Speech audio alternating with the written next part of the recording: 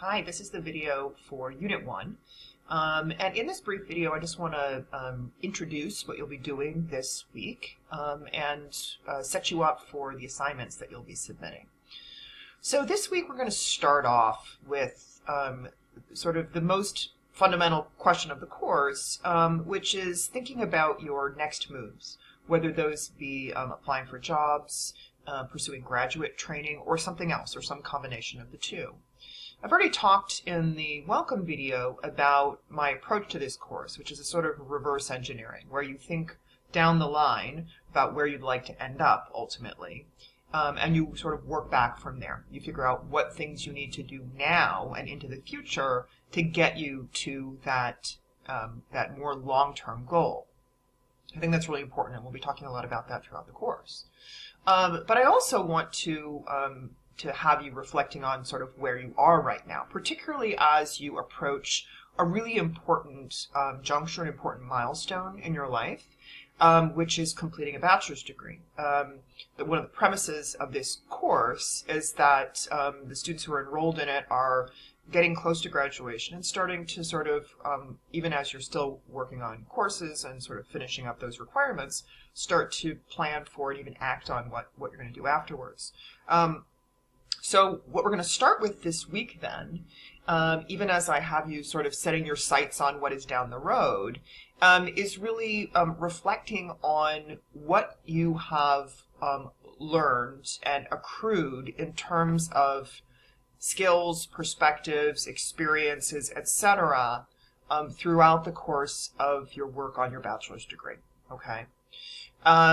So you're not going to be doing any readings this week. I want you primarily to start the process of reflecting on your own path up to now and how you might start to think about it as, again, a sort of set of skills that you could present to others, again, either in job applications or in graduate school statements of purpose, as more than just the one line on a resume that says bachelor's degree in X field from Northeastern Illinois University. Too often I see students sort of reduce the bachelor's degree experience to that one line. Don't get me wrong, that one line is important. The credential of the bachelor's degree is a huge accomplishment and something you should all be really proud to be in the process of completing. And you definitely want that line on your resume and you want to reference it in your statement of purpose. But I think you can also break it down into a lot of component parts that are also worth highlighting. And that's the primary work and exercise you're going to be engaging in this first week of the course, okay?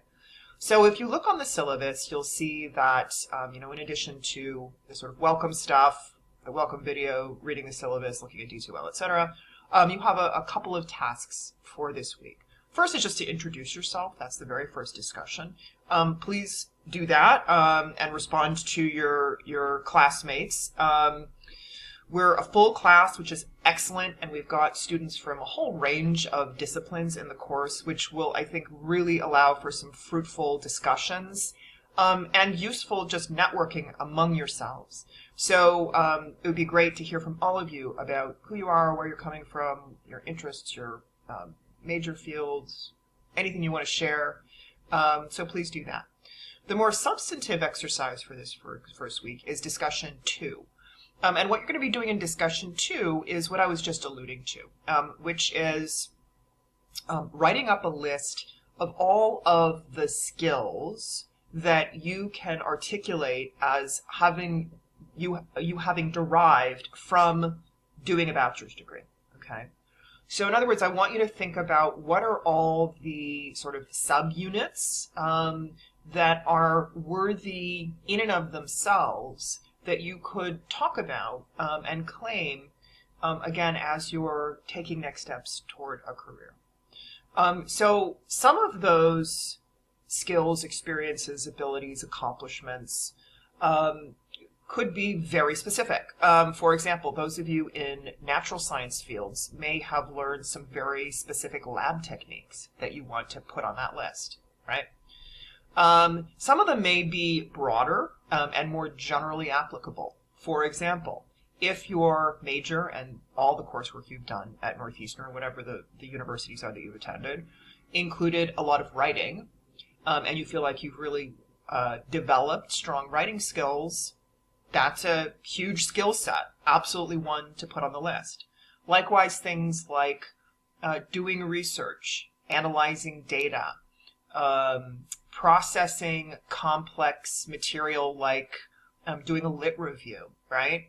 All of those things, which we sort of just consider to be sort of rolled into the bachelor's degree, are extraordinarily important and frankly quite rare skills that you have now, right? Part of what we're going to be working on subsequently is how to articulate that, right? So yeah, saying to your potential employer, I can put together a mean lit review. That may not be the way to do it because they may not know what that means, and it may not be as impressive as it actually is, right? Or it may not sound as impressive as it actually is. But being able to say, I'm able to read a lot of complex material, synthesize it, and write concisely about what's in there is incredibly important. So that is sort of the crux of what I'm hoping we can get out of this exercise, this discussion 2 exercise. So all you're going to do for this discussion is literally put together a list of as many different skills as you can identify that you have been able to develop by virtue of your time working on a bachelor's degree. They can be everything from tiny and very specific to much broader. Try to be as exhaustive as you can with the list. Not everything you identify in that list is going to make it into your ultimate resume or statement of purpose. But it's a good idea to start with sort of doing a kind of inventory, right, of what's at least on the table, and then you can sort of choose which of those you want to highlight or emphasize as important to, again, the profile that you're putting forward, again, whether it's in a job search or in the application process for graduate school. So we're going to start out pretty straightforward here.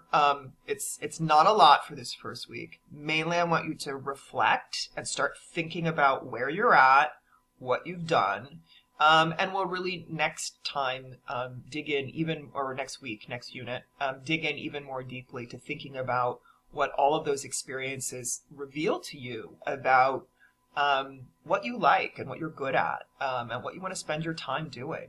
I think it's really important throughout all of this that we consider this process to be sort of taking stock of who you are and what you have accomplished and what you want to accomplish. But as part of that, also, what excites you? What makes you want to go work on a course or work on a project and ultimately work in a career? So it's beyond just something that you have facility for. It's also about satisfaction. Finding something that feels meaningful, that feels worthwhile. So as you're thinking about all these skills, you might also start to think about not only what you can do, but which of those things are the most exciting and satisfying to you. You may have done a lot of writing. Do you like writing, right? Do you like engaging with language? Or are you more satisfied dealing with sort of quantitative material, numbers, right? I think figuring those things out is really important. And when we get into next week, you'll also be doing some exercises to really think about that. Who am I, and how does what I've done and what I want to do sort of fit together with my personality, with my experience, my background, all of those things, okay? So I'm really looking forward to seeing the list you come up with for discussion 2. We'll debrief about that later in this first week of the course. Again, as always, if you have any questions, please feel free to send me an email. I will be starting my office hours this week, or we're calling them student hours, just to make it clear that those are hours when I am available for you, the students. So please feel free also, if you're so inclined, to pop into my student hours on Monday or Tuesday, and I'd be happy to talk further with you about what we're doing in the course. So good luck starting off the semester, and